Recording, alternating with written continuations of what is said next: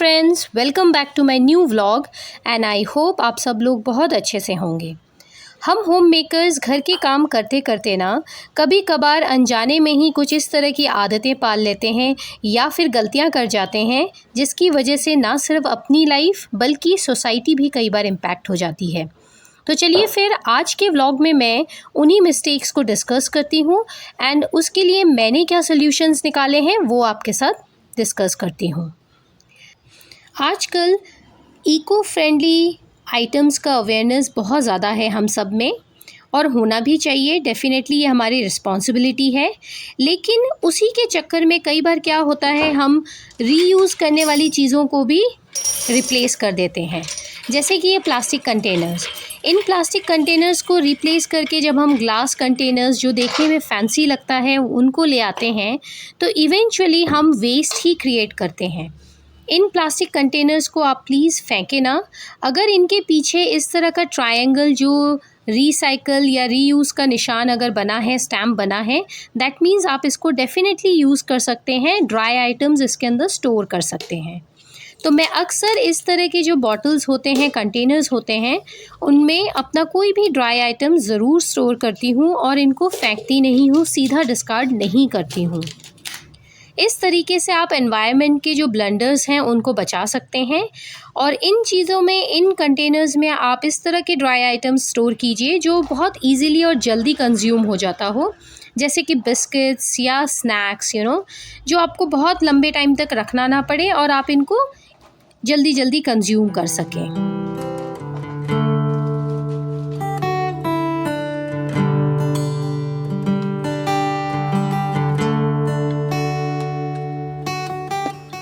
इसी तरह जब भी हम घर पे पैकेट आइटम्स यूज़ करते हैं, उनको कट करके जब हम लेते हैं ना तो कभी भी पूरा छोटा पार्ट मत कट कीजिए। एक छोटा सा कट लगा के ही अपना सामान निकालिए।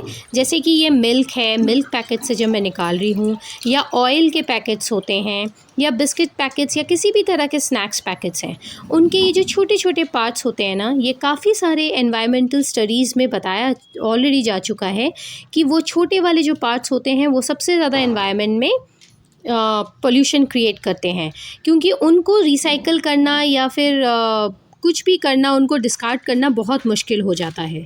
इसलिए हमेशा कोशिश कीजिए कि घर पे जो आप पैकेट्स निकाल रहे हैं उनके छोटे पार्ट्स ना निकालें। एंड यकीन मानिए, मुझे लगता है सबसे ज़्यादा एक हाउस होल्ड से ही पैकेट्स जो हैं, पॉलीथीन पैकेट्स निकलते हैं। तो ये हमारी बहुत बड़ी रिस्पॉन्सिबिलिटी हो जाती है एज अ होम मेकर कि इन चीज़ों को इग्नोर ना करें।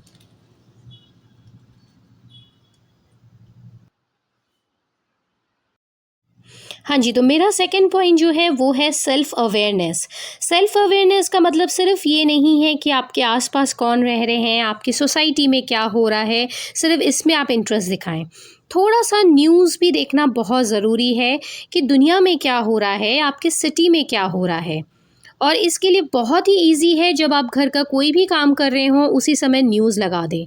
अच्छा जी, मैं तो क्योंकि ट्रेडिंग भी करती हूँ इसलिए मेरे लिए मार्केट का नॉलेज रखना बहुत ज़रूरी है, लेकिन मैं ये बहुत स्ट्रांगली बिलीव करती हूँ कि एज अ होम मेकर हर लेडी को अपने आसपास, अपने कंट्री और अपने वर्ल्ड के बारे में थोड़ा बहुत अवेयरनेस रहना बहुत ज़रूरी है। इससे क्या होता है, आप जब 4 जनों के बीच में बैठते हैं, किसी भी टॉपिक के बारे में डिस्कशन होता है, तो आपके पास भी कुछ वैल्यूएबल पॉइंट्स रहते हैं जो आप वहाँ पे रख सकते हैं। अदरवाइज़ अक्सर होम मेकर्स इसलिए बदनाम होती हैं कि हम ना सिर्फ गॉसिप्स करते हैं, बट ऐसा नहीं है। अगर आप अपने सेल्फ़ अवेयरनेस के ऊपर ज़रा सा काम करेंगे ना, तो आपके पास गॉसिप का टाइम बिल्कुल नहीं बचेगा। आप किसी को जज नहीं करेंगे और ना ही आपके पास टाइम रहेगा किसी और को क्रिटिसाइज़ करने का। अभी कुछ दिनों पहले मेरे साथ एक लाइव इंसिडेंट भी हुआ कि मेरे घर पे गेस्ट आने वाले थे दोपहर के लंच के लिए, और मैंने काफ़ी कुछ मील प्रेप कर लिया था। लेकिन अराउंड 11 o'clock मुझे पता चलता है कि हमारे एरिया में बहुत बड़े मिनिस्टर की कोई रैली है और उसकी वजह से काफ़ी सारे रोड्स बंद किए हैं और दूसरे साइड से डाइवर्ट किए थे रोड्स को। तो हमें वो प्लान थोड़ा पोस्टपोन करना पड़ा बिकॉज़ जो अब गेस्ट आ रहे थे उनके लिए मुश्किल हो जाता, वो हो सकता था अटक जाते ट्रैफिक में। सो क्योंकि हमें अवेयरनेस नहीं था उस दिन का, मुझे पता नहीं था, तो उसकी वजह से ये परेशानी आई है। तो इस तरह की छोटे-छोटे लाइफ प्रॉब्लम से आप बच सकते हैं और आपको अवेयरनेस भी रह जाती है, आप उस हिसाब से अपने डे को, वीक को एंड मंथ को प्लान भी कर सकते हैं। चलिए, ये तो एक बहुत छोटी सी चीज़ थी। आप चाहें तो थोड़ा पॉडकास्ट सुन के अपने आप को लाइट हार्टेड भी कर सकते हैं। कई पॉडकास्ट इतने नॉलेजेबल होते हैं जो आपको सच में कुछ लाइफ लेसन्स अच्छे बता जाते हैं।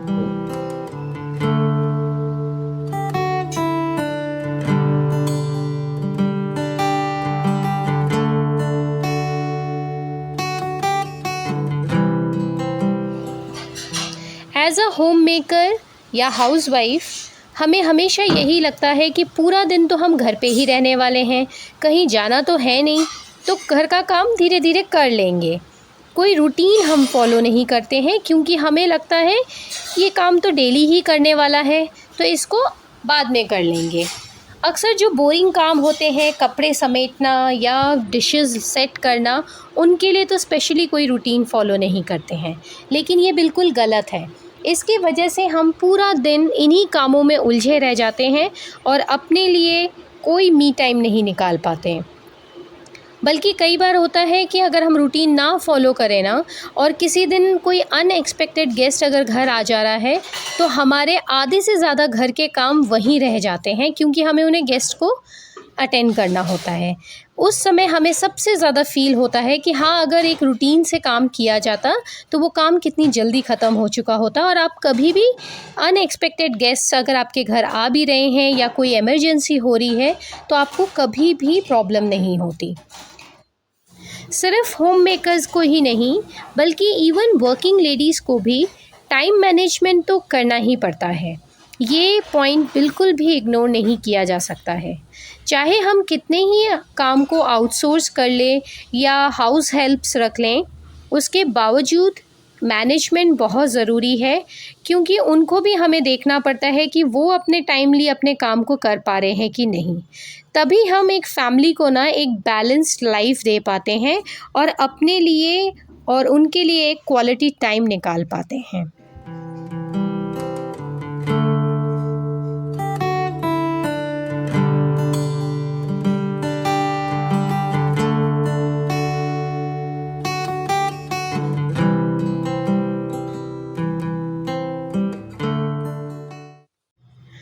हम जैसे घर के हर बड़े फैसलों के लिए एक बजट अलॉटमेंट ज़रूर करके रखते हैं। सबका अपने अपने घर को चलाने का एक तरीका होता है। तो इसी से रिलेटेड मेरा नेक्स्ट पॉइंट आता है, वो है ग्रॉसरी बजटिंग। ये थोड़ा डिबेटेबल पॉइंट ज़रूर हो सकता है, लेकिन इस पॉइंट को मैं कभी भी इग्नोर नहीं करती हूँ। अच्छा जी, जॉइंट फैमिलीज़, बड़ी फैमिलीज़ एंड न्यूक्लियर फैमिलीज़ में ये बहुत डिफ़र करता है। जॉइंट फैमिलीज़ में जहाँ आप बजटिंग करके बड़े मंथली सेवर प्रोडक्ट्स ला के घर पे अपना सेविंग कर सकते हैं, वहाँ न्यूक्लियर फैमिलीज़ में ये एकदम अलग हो जाता है। न्यूक्लियर फैमिलीज़ में हम बहुत बड़ी बड़ी चीज़ों को ला के स्टोर नहीं कर पाते हैं क्योंकि उनके शेल्फ़ लाइफ हमें देखना होता है, एक्सपायरी डेट्स देखनी होती है। प्लस अगर कोई चीज़ कभी बच जाए किसी मंथ में, तो आप नेक्स्ट मंथ वो चीज़ नहीं ला रहे हैं और वहाँ आपका बजट थोड़ा ऊपर नीचे हो जाता है, तो कैलकुलेशन ऑटोमेटिकली डिफरेंट हो जाता है। कई लोग इस चीज़ को इग्नोर कर सकते हैं, लेकिन मैं इसको बहुत ही इम्पॉर्टेंट पॉइंट रखती हूँ क्योंकि अगर आप छोटे से छोटे लेवल पे यहीं किचन से ही अपनी बजटिंग पे ध्यान देते हैं, तो आपके पास end of the month liquid cash ही बल्कि नहीं बचता, साथ ही साथ आप फूड वेस्ट या घर पे किसी भी तरह का सामान वेस्ट होने से भी बहुत ज़्यादा बचा लेते हैं। भगवान सबको बरकत दे, लेकिन मेरी मानिए इसी हैबिट की वजह से हम हमेशा अननेसेसरी परचेजिंग, शॉपिंग, इन सब चीज़ों से भी बचते हैं।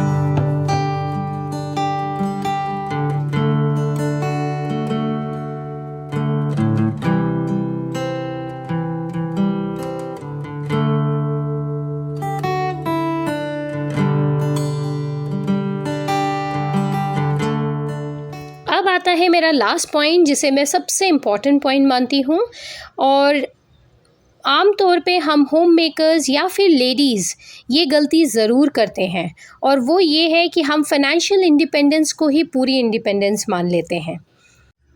मेरे हिसाब से फुल इंडिपेंडेंस या जेंडर इक्वालिटी का मतलब है कि जिस तरह से हम अपने हस्बैंड्स लोगों से ये एक्सपेक्टेशंस रखते हैं कि वो घर के कामों में हमें हेल्प करे, किसी भी घर के काम को हम जेंडर सेंट्रिक नहीं बनाते हैं, उसी तरह से हम लेडीज़ के लिए भी ये इम्पॉर्टेंट है कि हम इलेक्ट्रॉनिक चीज़ें या प्लम्बिंग या फिक्सिंग के कामों के लिए हमेशा उन पे डिपेंडेंट ना रहें। ये कुछ काम हम खुद ज़रूर कर सकते हैं, और इस चीज़ के लिए हम उनके लिए वेट ना करें या फिर ये ना अपने आप को माइंडसेट बना लें कि ये ना सिर्फ जेंडर स्पेसिफिक काम ही है, ये सिर्फ हस्बैंड्स लोग कर सकते हैं। ऐसा बिल्कुल नहीं है।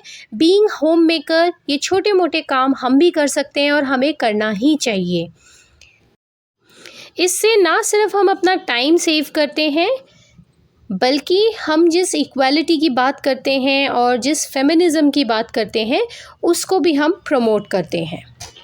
एनीवेज़, लेकिन ये भी बहुत ज़रूरी है कि हम सुपर वुमन समझें अपने आप को, ये भी ज़रूरी नहीं है। काम तो सारे ही आने चाहिए, लेकिन प्रायोरिटाइज़ करना भी बहुत बहुत ज़रूरी है। बीइंग होम मेकर, आप पूरा दिन सारे काम करते रहें और उसके बाद अपने आप को पूरी तरह से थका दें, ये ज़रूरी नहीं है। कौन सा काम करना है, कौन से काम को पहले करना है और फैमिली के लिए कितना टाइम निकालना है, ये भी हमारी ही ज़िम्मेदारी है। सो बेसिकली मुझे लगता है being a smart home maker, हम अगर इन गलतियों को थोड़ा सुधारें तो हम बहुत अच्छी अपनी एक लाइफ बना सकते हैं, एक बहुत अच्छी फैमिली टाइम निकाल सकते हैं और एक दूसरे को बहुत क्वालिटी टाइम दे सकते हैं। आई होप आज का व्लॉग आप लोगों को यूज़फुल लगा होगा। अगर आप लोगों को व्लॉग अच्छा लगा है, मेरे एफ़र्ट्स अच्छे लगे हैं, तो प्लीज़ सब्सक्राइब करना ना भूलें, लाइक करना ना भूलें और अपने फ्रेंड्स एंड फैमिलीज़ के साथ ज़रूर शेयर करें।